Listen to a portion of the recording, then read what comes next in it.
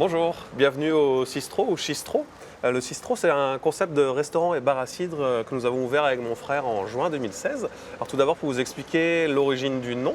Donc ça vient du mot cistre ou chistre, qui signifie cidre en breton, qu'on a contracté avec le mot bistrot. Suivez-moi. C'est le temple du cidre, boisson emblématique de la Bretagne. Un lieu unique où les deux frères Ronan et Juan Gir, ingénieurs de formation, déclinent la pomme sous toutes ses formes. Jusqu'en cuisine, où l'on accommode avec gourmandise le fruit et ses dérivés, comme cette tarte aux pommes sur un caramel de cidre. Il y a trois éléments qu'on retrouve souvent dans notre cuisine, c'est la pomme, tout ce qui tourne autour du cidre bien sûr, parce que c'est le concept du cistro. Donc ça peut être du cidre, ça peut être du jus de pomme, ça peut être du jus de poire, ça peut être du pommeau, du lambic et bien sûr mon ingrédient préféré, le sarrasin. Du sarrasin, mais pas de galette, car le but du cistro, c'est précisément de sortir le cidre de l'imagerie traditionnelle bol et crêpes et de démontrer qu'il a sa place sur toutes les tables, à condition de sortir des sentiers battus. Le cidre, ça va de l'extra brut jusqu'au moelleux, donc du produit qui va avec des huîtres, avec le produit qui va avec du chocolat par exemple. Et ça, les gens, quand ils arrivent ici, qu'ils voient toutes les bouteilles étalées, ils disent « Ah oui, tout ça, ça existe ». Comme pour le vin, le Cistro propose une carte des cidres. 56 références rigoureusement sélectionnées par Ronan Gir, parmi les meilleurs crus de Bretagne, de Normandie, de Mayenne, mais aussi d'Italie, d'Angleterre ou du Québec.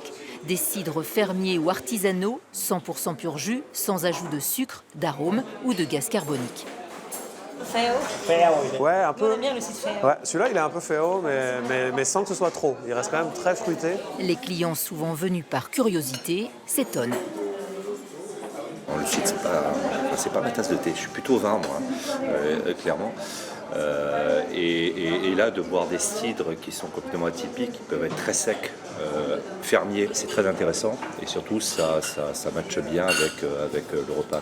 C'est pas dans notre culture de déguster du cidre. Et effectivement, on peut déguster un cidre, à savoir qu'il y a mille et une harmonie en fait possible avec les plats. Et c'est vrai que c'est une découverte aussi en venant au Cistro de goûter ces cidres. 85% du cidre consommé en France provient de l'industrie, mais ici, on s'intéresse aux 15% restants, promesse d'arômes et de saveurs inconnues. Le cidre, en fait, comme c'était dans l'ancien temps ici en Bretagne, une boisson de table, on a encore parfois une image un petit peu péjorative.